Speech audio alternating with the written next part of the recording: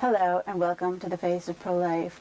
Today I'm with Bill O'Brien, the Vice President of Connecticut Right to Life, and Darlene Wagner, who's our executive producer. Thank you for joining us today. I thought I'd talk a little bit about the infiltration of our school system and in our child's minds of the sex industry. Literally, sex is being forced on our children as far as being indoctrinated in our schools. And one of the things going on in Massachusetts, anyways, Planned Parenthood is renewing their interest in getting into the schools to start teaching our kids at younger and younger ages about sexuality.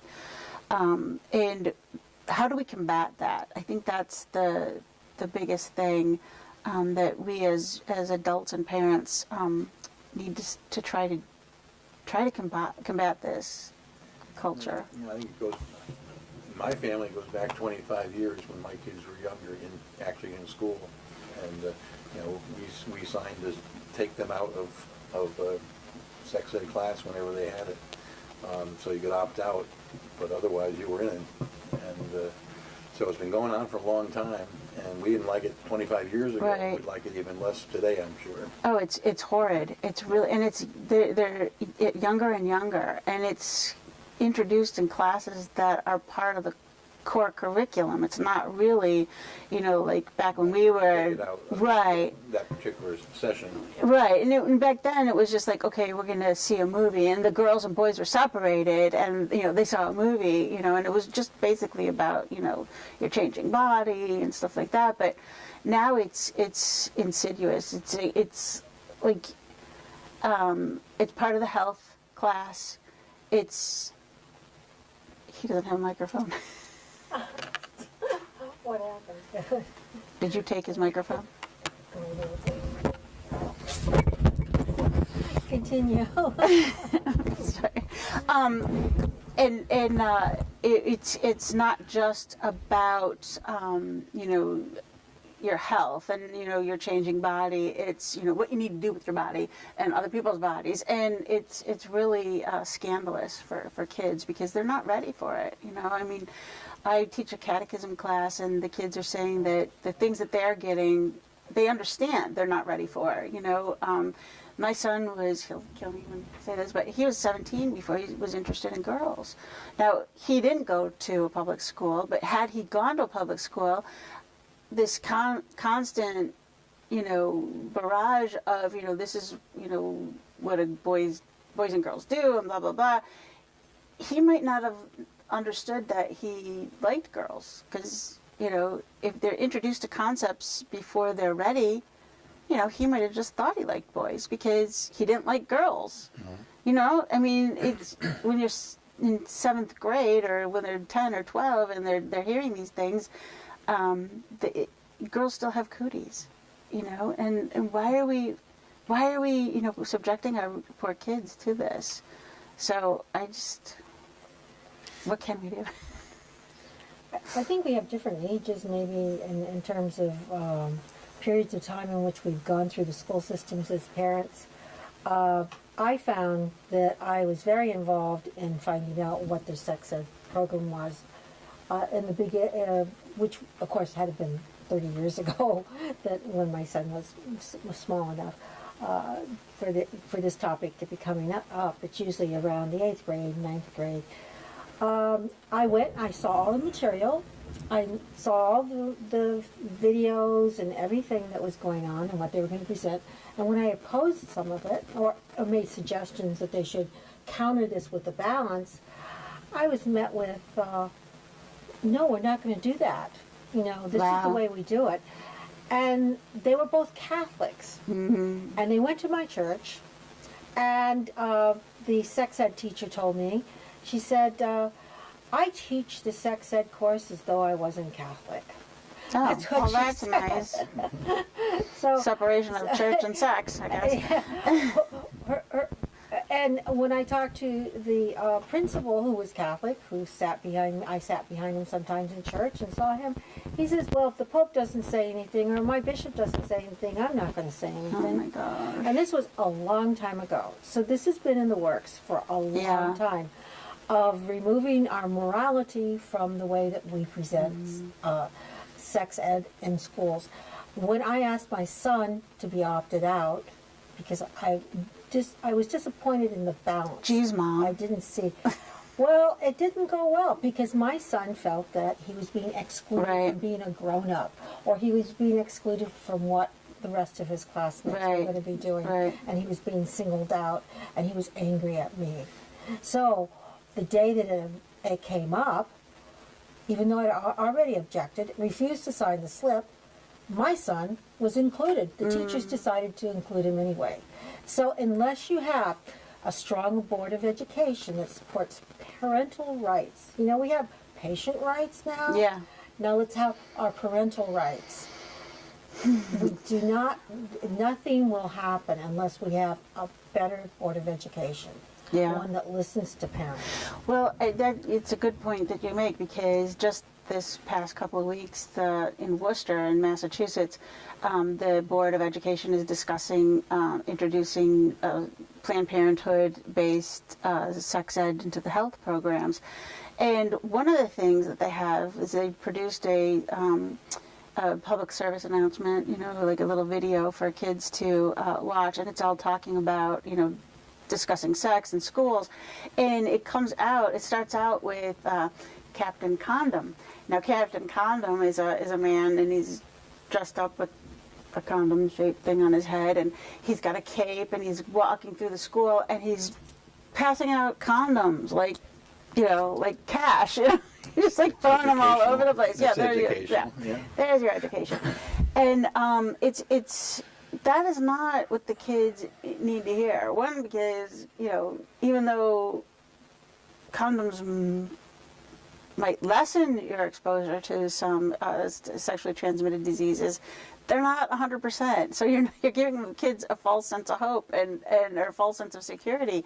But I just recently saw a video with a young woman, and this was years ago, so like in the early 90s. She was in 7th grade. It had to have been even earlier than that. She was in 7th grade anyways, and so she was 12.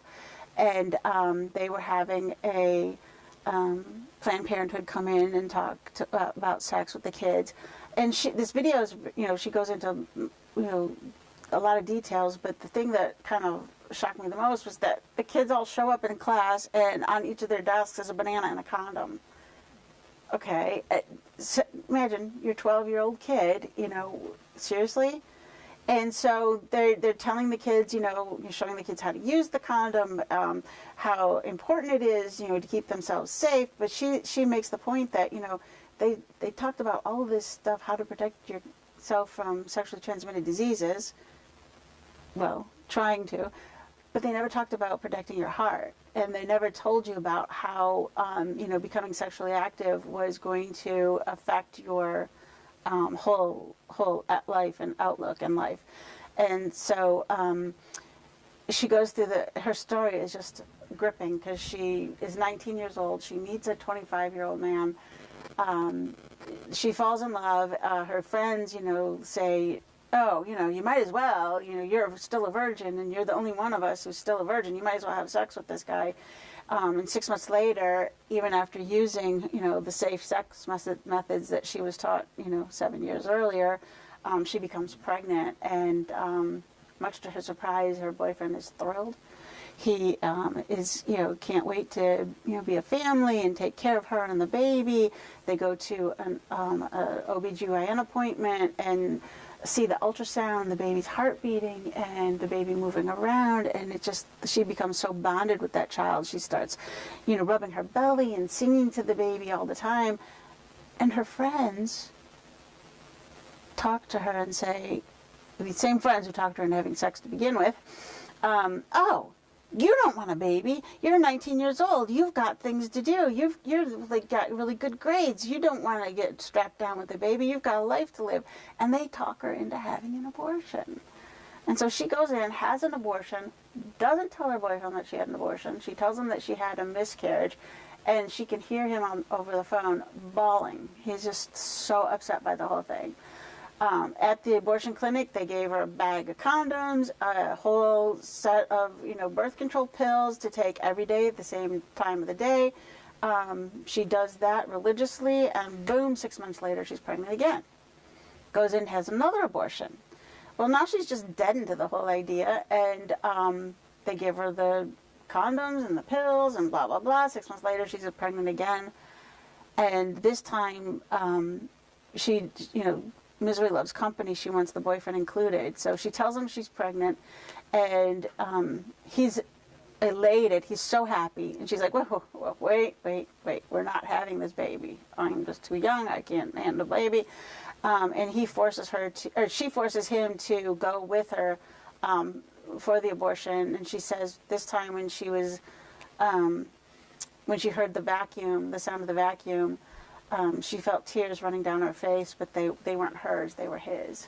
So he was holding her hand and shaking and crying while they were exterminating the life of his child. He had no say. They end up breaking up because most couples that have abortions don't stay together. She moves away and starts working at a Planned Parenthood.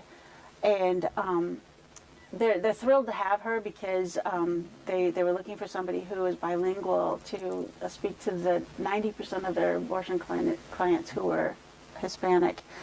And she's there to sell abortion. So on Wednesday she counsels the women.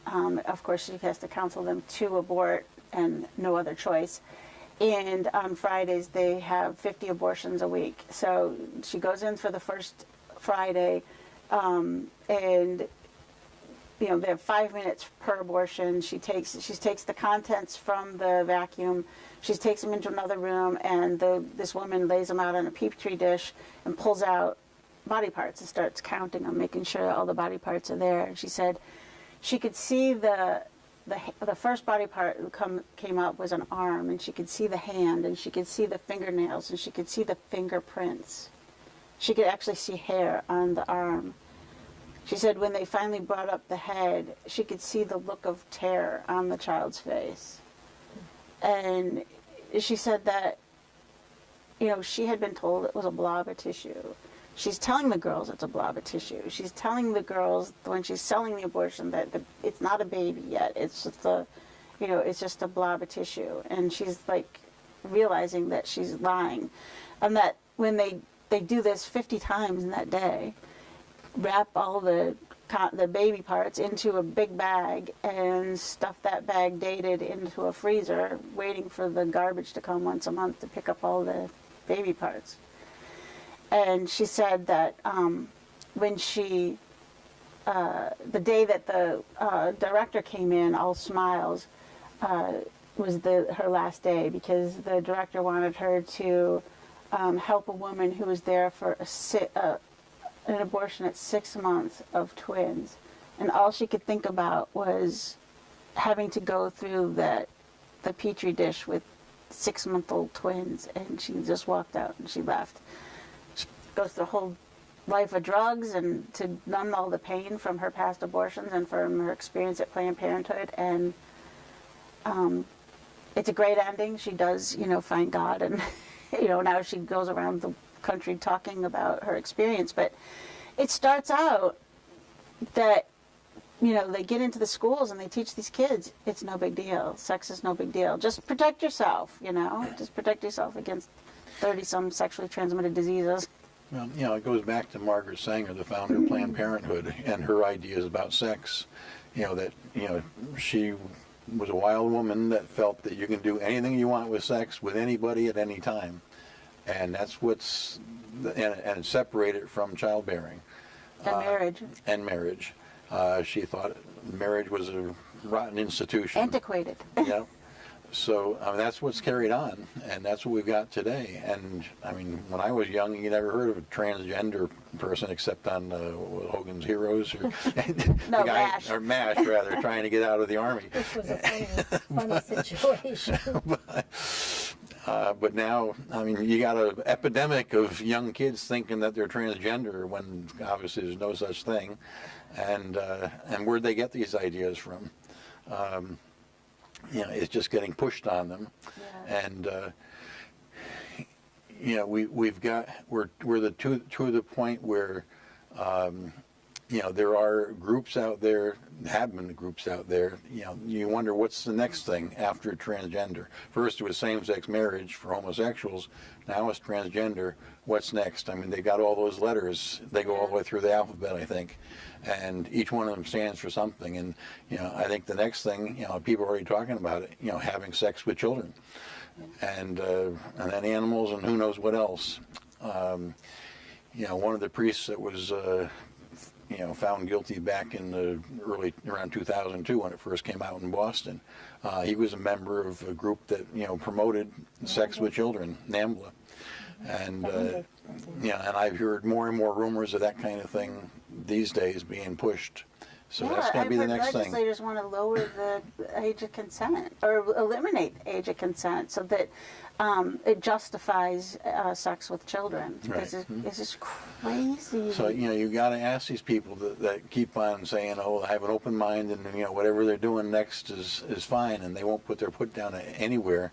You know, it's going to be who's going to protect their own children at some point. But it's you know, the sad thing is, you know, it's almost ironic because, you know, this whole thing kind of stems from the women's movement, but the people who are hurt most by this whole open sexual society are the women, because we see the collateral damage, you know, we see the women coming in and, you know, being used by men, or allowing themselves to be used by men.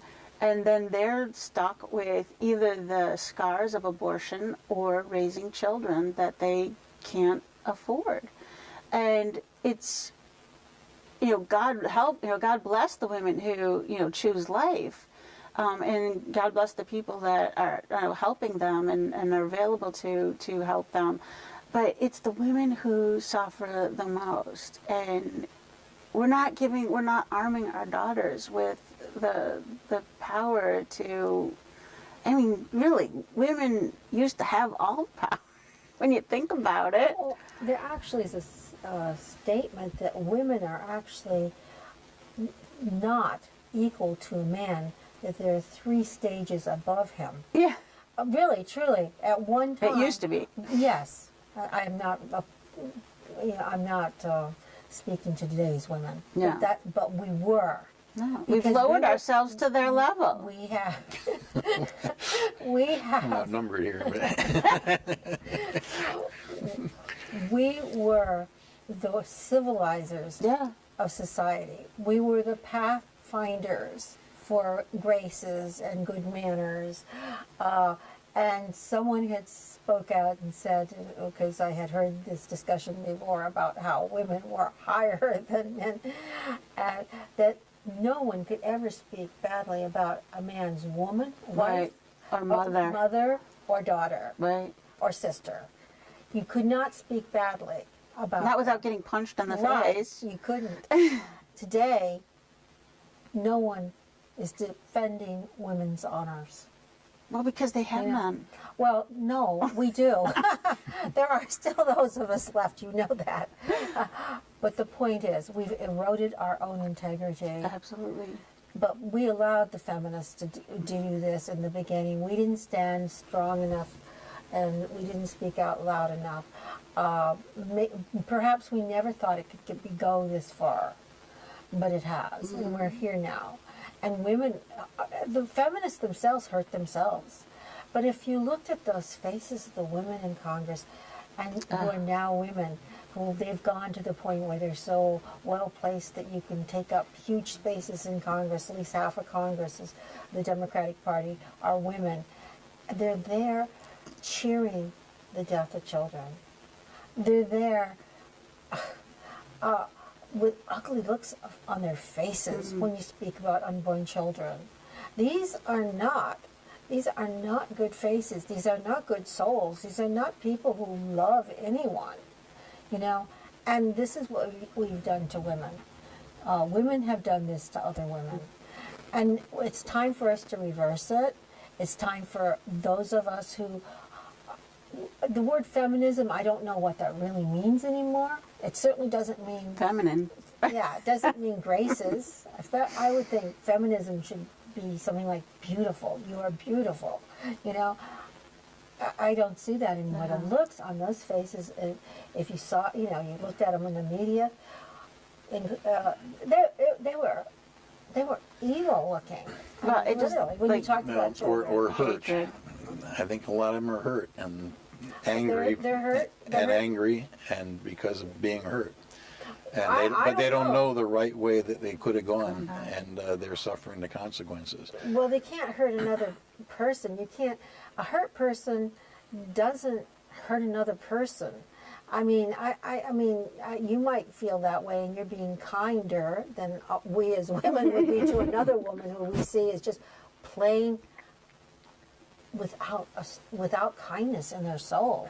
And that was what I saw. I mean, you look at those faces and you say, "Whoa, they want the death of a child that is emerging from the Well, womb." it wasn't even just that. It was like they wouldn't even cheer for, you know, like the guy who was liberated from the Jewish concentration camp or the Nazi concentration camp. They didn't cheer for the little kid who, you know, beat cancer. You know? It's like, what is your problem? You know, Hard hearts, and we need to take stock of that. We need to see what the feminist movement has taken femininity to. It's totally disemboweled it, Yeah. as far as I can see. Maybe I'm harsher than you. You're being a gentleman, but as a woman, I have a right to speak out what I saw.